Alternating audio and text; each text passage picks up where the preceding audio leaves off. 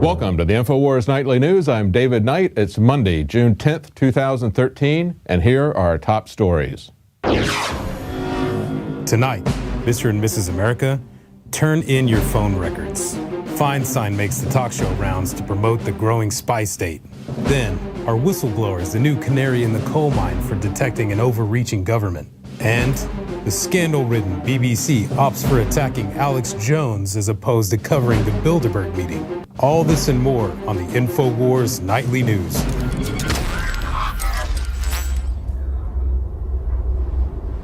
Well, what is a surveillance state?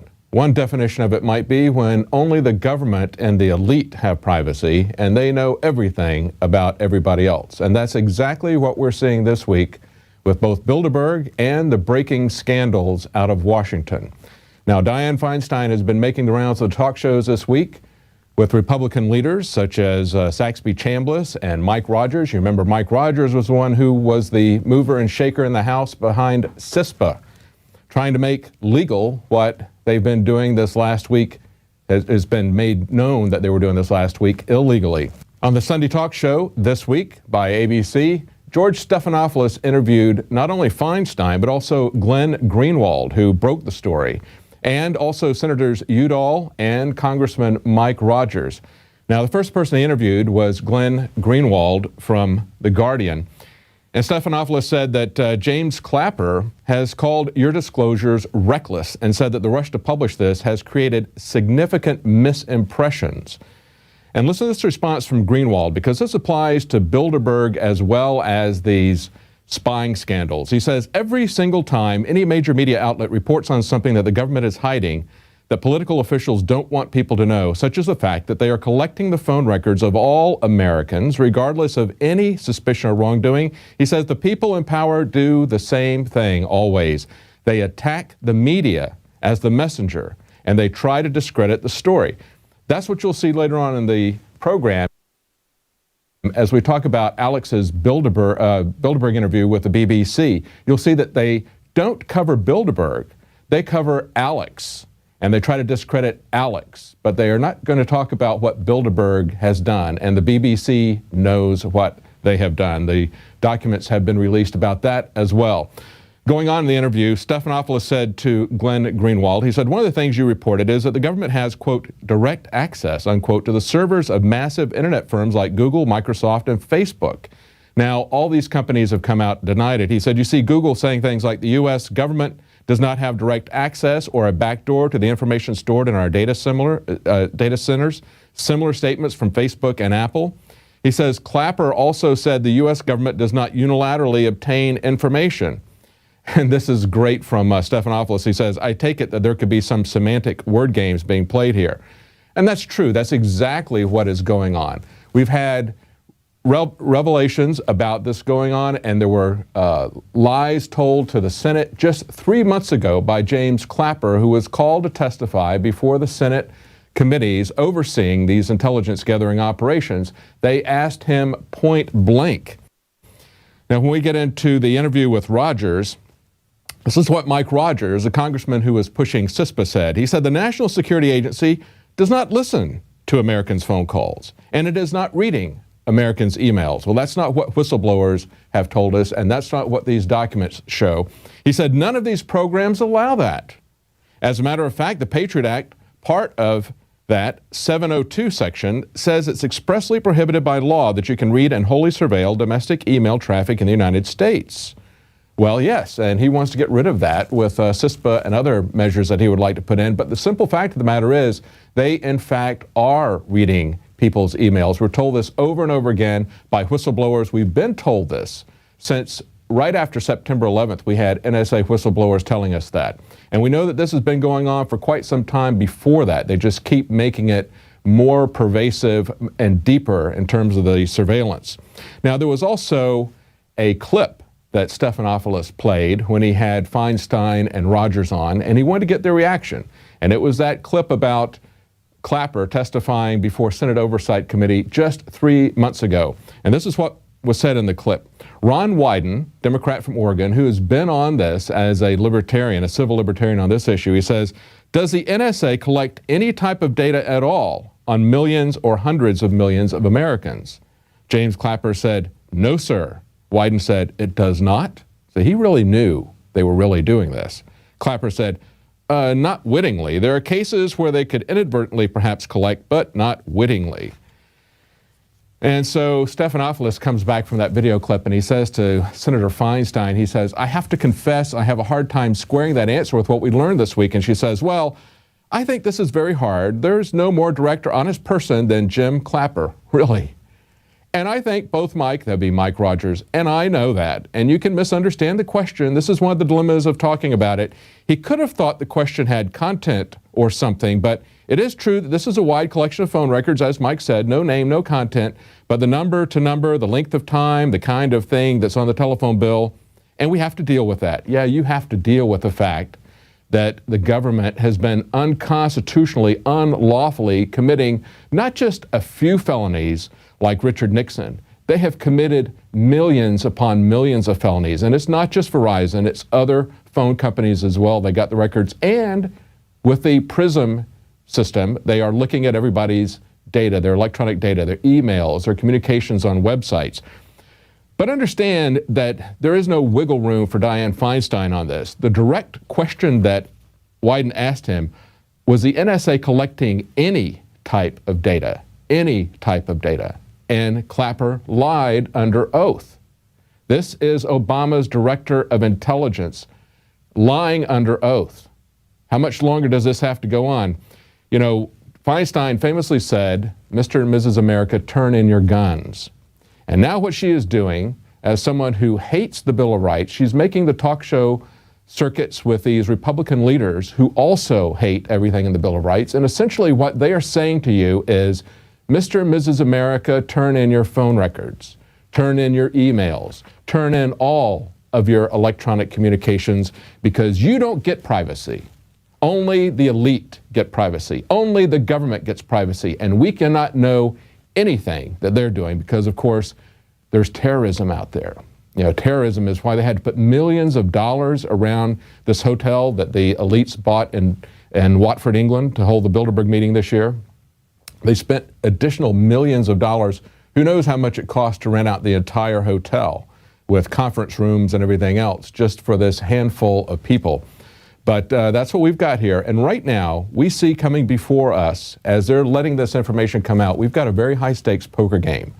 The question is, they have just showed part of their hand, the tip of the iceberg. And the question is, what are we going to do about it? Are we going to remain silent? Are we going to fold our hand? Or are we going to do something about it? Now, earlier on the radio show, Mike Adams was hosting, and he talked to Jim Marrs.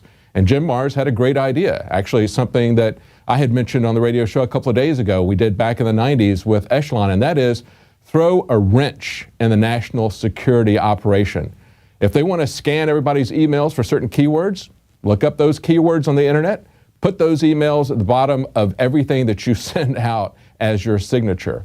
Now, there's been other suggestions. People have suggested that we should have constitutional sheriffs arrest congressmen and officials who are violating the law. And I think it's very important that at this point in time, we need to put a lot of pressure, send a lot of emails on our congressmen and representatives to say, are you going to impeach these people? Are you going to send these people to jail?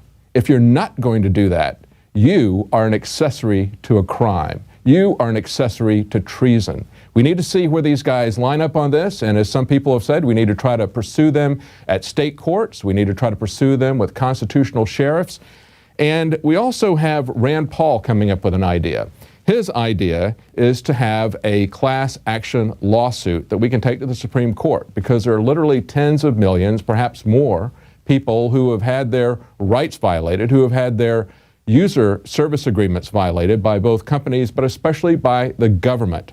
And this is what he called for on Fox News Sunday. He said, I'm going to be seeing if I can challenge this at the Supreme Court level, Paul said.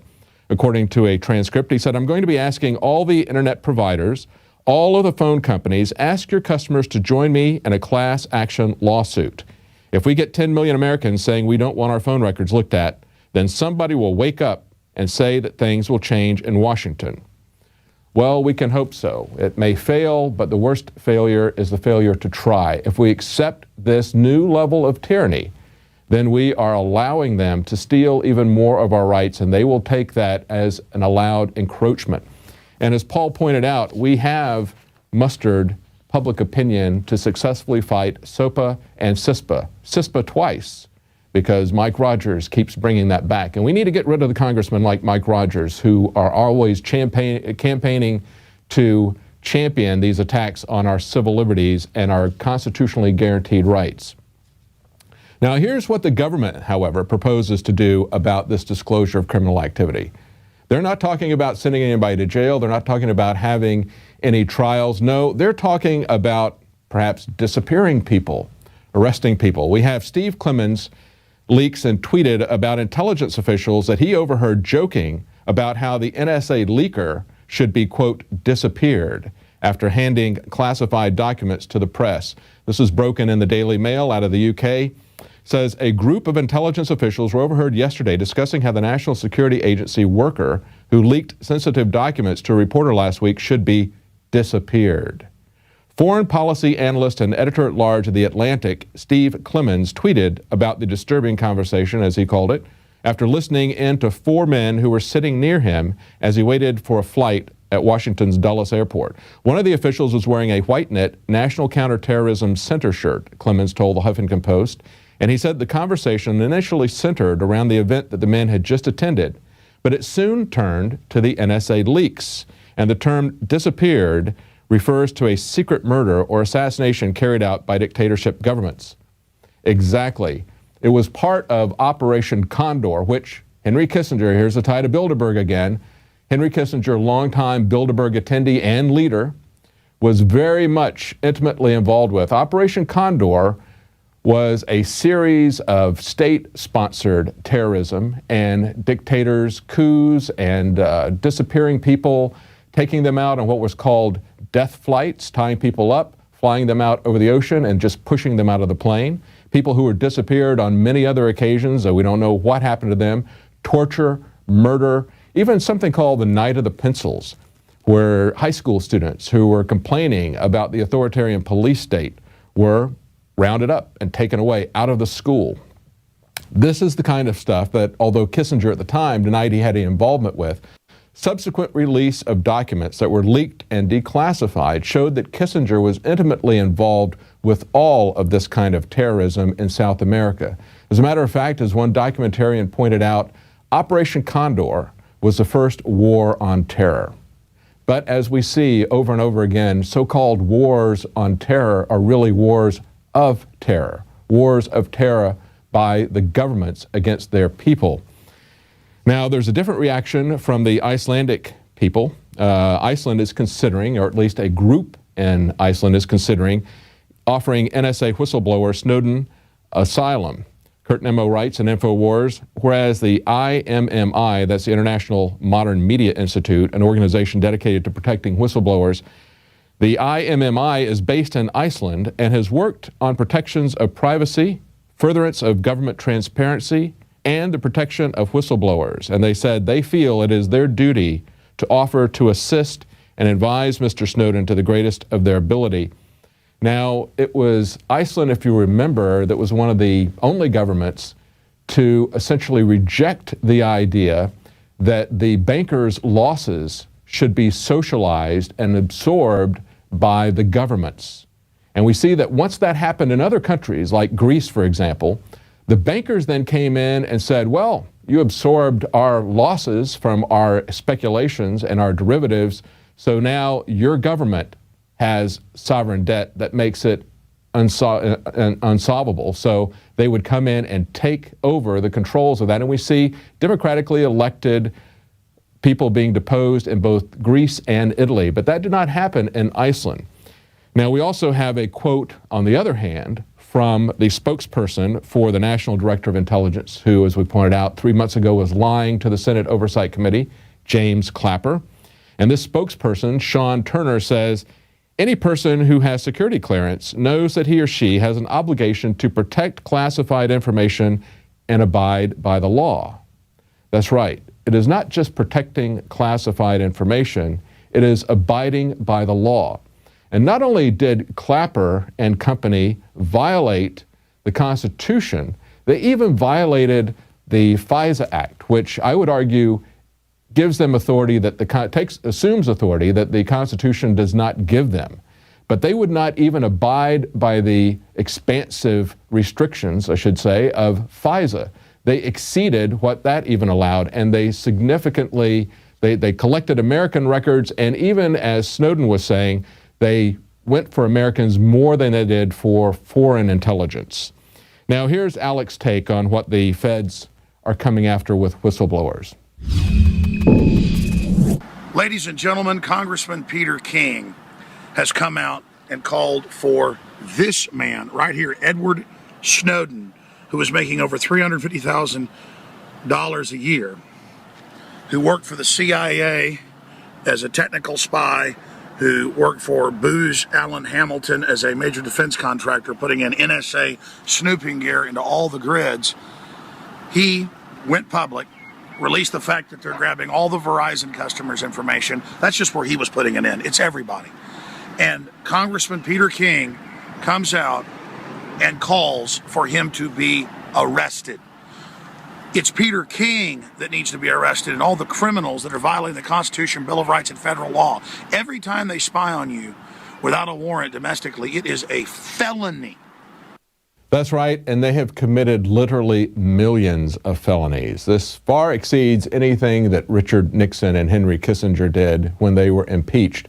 And what they're doing is essentially the same as if you had a woman raped and somebody reported the rape to the police, and the police, instead of arresting the rapist, go after the person who reports it. That's what we're seeing here. It's the government, it's James Clapper and the people that he commands that are lying to the government, that are wiretapping American citizens in violation of even their most expansive surveillance laws, let alone the Constitution. And their response is not to change anything, but to go after the person who exposes their criminal activity.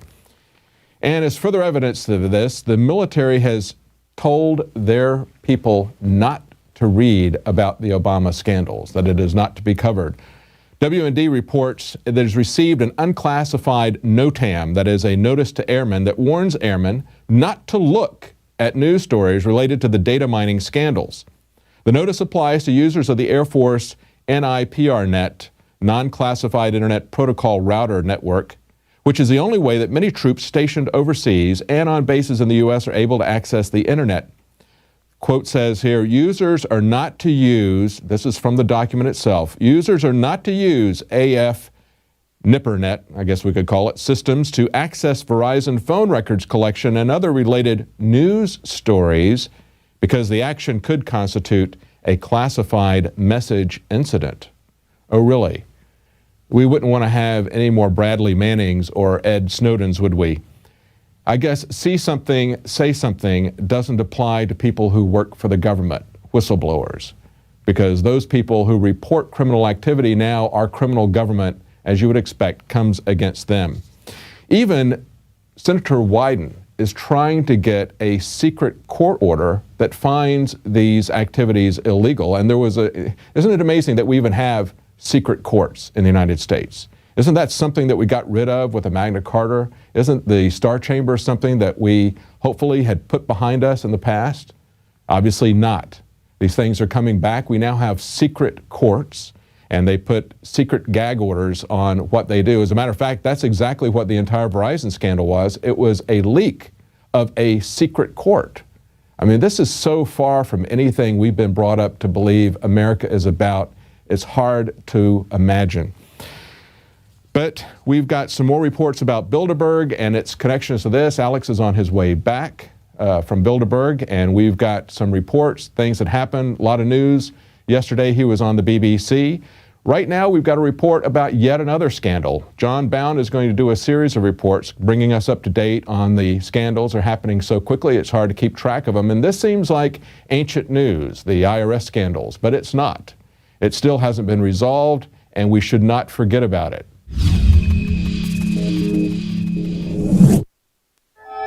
These are the voyages of the Starship Enterprise-wide. Its never-ending mission is to seek out new tax forms, to explore strange new regulations, to boldly go where no government employee has gone before. It's a crime for me, hypothetically, to target you. If I'm a government employee and I target you based on your political beliefs under color of state law, that's a crime. If I am a government employee and I have a responsibility to keep your information confidential and I disclose it, that's a crime. If I'm a government employee on government time and I am using my position to influence the outcome of an election, that's a crime. Not only does the IRS take your money, not give you proper answers, and then when it comes to tens of millions of dollars, use it in a way that is, at best, maliciously self-indulgent. Your work was as important to our survival as what we were doing. Okay. I guess we all have our own responsibilities. Exactly, little buddy. If I don't file my tax return or extension by April 15th, is there any chance it will fall through the cracks and get ignored for 3 years? I'm going to yield to Mr. Shulman on that one. I'll yield back to Mr. George. I dreamed someday I'd be rich and famous. Me too. That's why I became a public servant. So are you telling us you told this committee about the terms Tea Party, Patriot, and 9/12 being used in 2012? You instructed this committee that those things were being used in 2012. Did you ever communicate with anyone on the Oversight Committee or any member of Congress about that? The gentleman may answer, but that'll be the end. Yes, I did not have discussions with... Of course you did. I believe there's been a pattern by this administration in not taking responsibility for failures, avoiding blame, pointing the fingers in somebody else's direction. Would you agree with that? No. IRS personnel engaged in the kind of practices that have been reported on and were intentionally targeting conservative groups, then that's outrageous. Shulman went 10 times, 20 times, maybe, right? 159 times, and that guy we just saw went once? Once. So in addition to making sure that we've got a new acting director there, we're also going to make sure that we gather up the facts and hold accountable and responsible anybody who was involved in this. Why couldn't the president have also just known that this was coming without interfering? Well, again, because it's a judgment, in this case, the judgment of the White House counsel, that this is not a matter that you should or that she should convey to the president, and that was her opinion that she expressed to other members of the senior staff, that this is not the kind of thing when you have an ongoing investigation or an ongoing audit that requires notification to the president, because what is important is that we wait until that kind of process is completed before we take action, and that's what the president did. Is this still America? Is this government so drunk on power that it would turn its full force, its full might, to harass and intimidate and threaten an average American who only wants her voice and their voices heard? Mr. Miller, who in the IRS is responsible for targeting conservative organizations? So let me first say I cannot speak to a given case. We are patriotic Americans. We peacefully assemble. We petition our government. We exercise the right to free speech. And we don't understand why the government tried to stop us. I'm not here as a serf or a vassal. I'm not begging my lords for mercy. I'm a born free American woman, wife, mother, and citizen. And I'm telling my government that you've forgotten your place. It's not your responsibility to look out for my well-being and to monitor my speech. It's not your right to assert an agenda.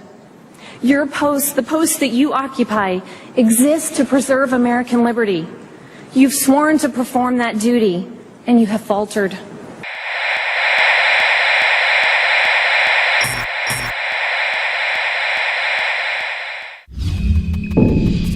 That was a great report from John Bound. Stay tuned the rest of the week. He's going to be covering other breaking scandals from the Obama administration. There are plenty to choose from.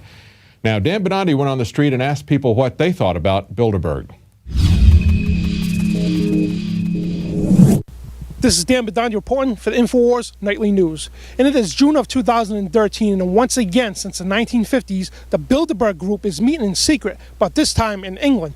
But I am here in Rhode Island to ask the public their knowledge, if they have knowledge at all, about the Bilderberg Group. Hi, sir, how are you? I'm very well, thank you. And have you ever heard of the Bilderberg Group? No. No, I have not. No, I haven't. No, I have not. Build a bird? No. The Bilderberg Group, yes. The Bilderberg Group? Build a bird? No. Absolutely. No. Yeah, I've heard of them before. The which group? It's called the Bilderberg Group. No. No, I haven't. Well, the Bilderberg Group, they meet every year in different locations around the world. They meet in secret. It's heads of European royalty, U.S. politicians, heads of banking, energy, multinational corporations, and media conglomerates. And they meet in a high-security location, and no press is allowed to discuss what goes on behind these closed doors, but they discuss the creation of a world government and of democratic societies. Okay. Do you think if a group of 120 of the biggest rock stars and movie stars all got together for a meeting, do you think the mainstream media would cover that? Absolutely. I believe they would. Oh, sure. Well, I certainly do. Sure. Of course they would. Sure. Yes, I do. Okay, now, do you know that the Bilderberg Group was started by Prince Bernard, a former Nazi collaborator? No, I did not. I did not know that. I did not know that. Doesn't sound too good. I heard that, yeah. I heard a little bit about that. And are you aware that before the Democratic Party had chosen Barack Obama to be president, him and Hillary Clinton both met in secret with the Bilderberg Group in Chantilly, Virginia? No, it sounds preposterous, and I don't even want to finish the interview because it sounds kind of crazy. By June of 2008, we had already figured out that Barack Obama was the elite's puppet of choice. The national media claimed that during the weekend the Bilderberg Group was scheduled to meet, that Obama had speaking engagements set for Chicago and the Midwest. We knew better. In a classic bait-and-switch, the Obama campaign told the press corps to get on Obama's campaign plane, and that Obama would join them on the flight to Chicago. Campaign staff then slammed the door shut. The fawning press had been shanghaied as Obama's campaign aircraft lifted off without Obama. Robert, why were we not told about this meeting and that the senator wouldn't be on our flight until the doors were shut and we were about to taxi to take off? Again, we had a desire, Senator Obama had a desire to do some meetings. Others had a desire to meet with him tonight in a private way, and that's what we're doing. And we set up these meetings. They're being done tonight. Again, Is there more than one meeting? Is there more than one person with whom? I'm not going to get into all the details of the meetings. I don't know that I've got a ton more different answers for all of your questions. Obama wasn't going to Chicago. He had a meeting to attend, a secret meeting. Initially, it was believed that the secret meeting took place at Clinton's Washington, D.C. home. Obama's spokesman denied that, but won't confirm where the former rivals met. He also declined to comment on their topics of discussion.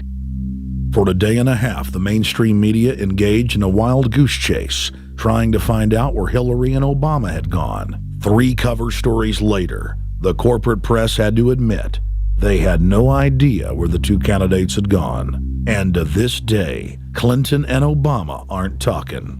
Plenty of sources knew about this meeting, told us and others that it was at Hillary Clinton's house, but clearly it wasn't. Are you aware that U.S. politicians meeting in secret with foreign politicians? Are you aware that this is a direct violation of the Logan Act, which prohibits U.S. politicians from meeting in secret?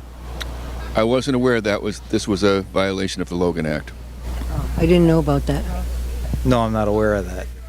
That's interesting, too.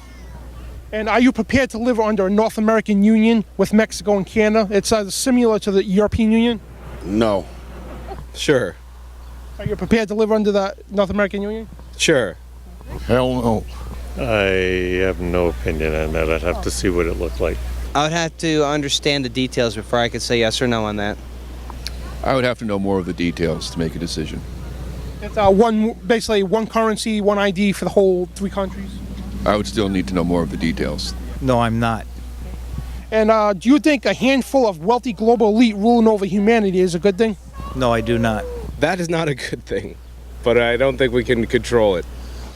Well, I think if a couple hundred people have all the money and the power versus the few billion, might not make sense right there. But, you got to find the system that works best. And I don't know if you can find the best system. It's tough. It's a tough world, not a perfect world.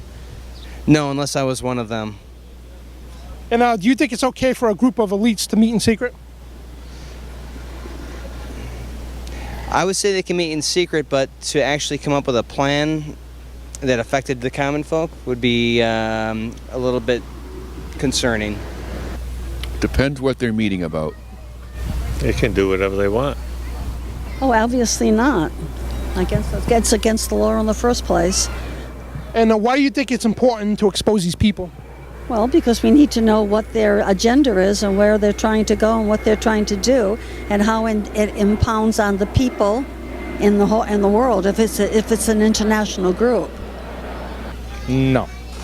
And why do you think it's important to expose these people? Because the power that they hold in their hands and the way they can manipulate the media is part of the subliminal messages that's put out to people to help control them. Why not? Why is it important to expose them? Well, it depends on what they're doing. I mean, if they're in control of the world economy and all that stuff, yeah, I mean, we should expose what they're doing. I didn't think I thought it was important. I think generally putting things under light where people can examine it is a good thing. I think it's important to expose activities, or not people, but so that we're aware, and then if it's a concern of ours, we can make a decision to try to stop it within the legal limits or to support it within the legal limits. Well, I think we should bring out the truth in what these people are doing. Behind closed doors, it's an atrocity to what this country stands for. And I mean, the sooner we can get rid of Barack Obama and that posse, the better we'll all be. Oh, I think any secret group should at least be looked at, because you have no idea what they're up to. Why most Americans are unaware even what the Bilderberg group is, it's because of mainstream media and their corporate bosses who refuse to even cover it. But when they do cover it, they downplay their significance. And God knows what the Bilderberg group is preparing for us, what kind of tyranny they're preparing for us this year, possibly in North American Union. And if you want to know more about the Bilderberg, go to Infowars.com/B. And this is Dan Badandi reporting for the Infowars Nightly News. Great report, Dan. And remember, you can find all of our reports at Prison Planet TV. Become a member of Prison Planet TV. Just one membership will allow you to share that with 10 other people simultaneously.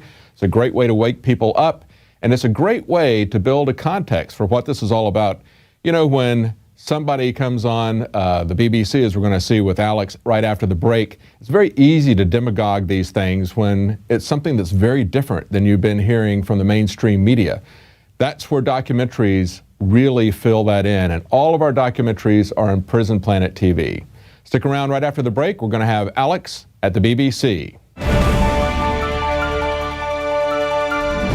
The important thing about the Pro 1 filter today is that the material we use for removing fluoride and other heavy metals now will remove the latest form of fluoride called hydrofluorosilicic acid.